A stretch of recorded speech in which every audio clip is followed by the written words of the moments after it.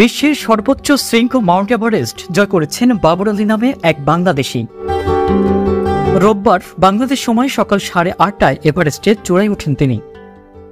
Base camp টিমের বরাতে তথ্য নিশ্চিত করেছেন অভিযানের প্রধান সমন্বয়ক ফরহান জামান। এর আগেও আর 4 জন বাংলাদেশি এভারেস্ট জয় করেছিলেন। তবে সেই 4 জনের চেয়ে বাবর আলীর লক্ষ্য আলাদা। জানা গেছে বাবরের লক্ষ্য পৃথিবীর 4র্থ উচ্চতম পর্বত মাউন্ট লোচ্ছে। রোববার ক্যাম্প 4-এ নেমে মাঝরাতে আবারও শুরু করবেন দ্বিতীয় লক্ষ্যের পথে যাত্রা। সব অনুকূলে থাকলে ভোরে পৌঁছতে পারেন এর চূড়ায়। এই লোচ্ছেতে এর আগে কোনো বাংলাদেশে সামিট করেনি।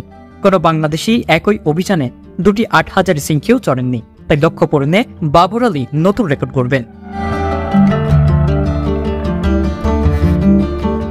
বাংলাদেশ থেকে আগে এভারেস্টে জয় করা হলেও একই অভিযানে এভারেস্টে এবং লুচ্ছে আরও চেষ্টা হয়নি।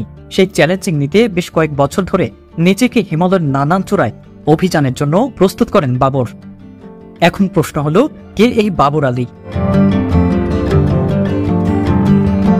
চট্টগ্রাম মেডিকেল কলেজ থেকে MBBS পাশ করেছেন 33 বছর বয়সী বাবর আলী। শুরু করেছিলেন চিকিৎসা পেশা।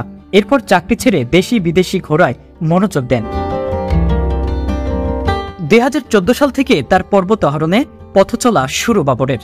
চট্টগ্রাম পর্বতারোহণ ক্লাব ভার্টিক্যাল ডিমার্সের প্রতিষ্ঠাতা সদস্য তিনি। এই ক্লাবের হয়েই গত 10 বছরে হিমালয়ের নানান শিখরে অভিযান করেছেন তিনি। 2017 সালে ভারতের উত্তরকাশীর নেহেরি ইনস্টিটিউট অব মাউন্টেনিয়ারিং থেকে মৌলিক পর্বতারোহণ প্রশিক্ষণ সম্পন্ন করেন। 2022 সালে প্রথম বাংলাদেশি হিসেবে হিমালয়ের অন্যতম দুর্গম ও টেকনিক্যাল চূড়া আমাদ আবলাম আরোহণ করেন এই বাবর।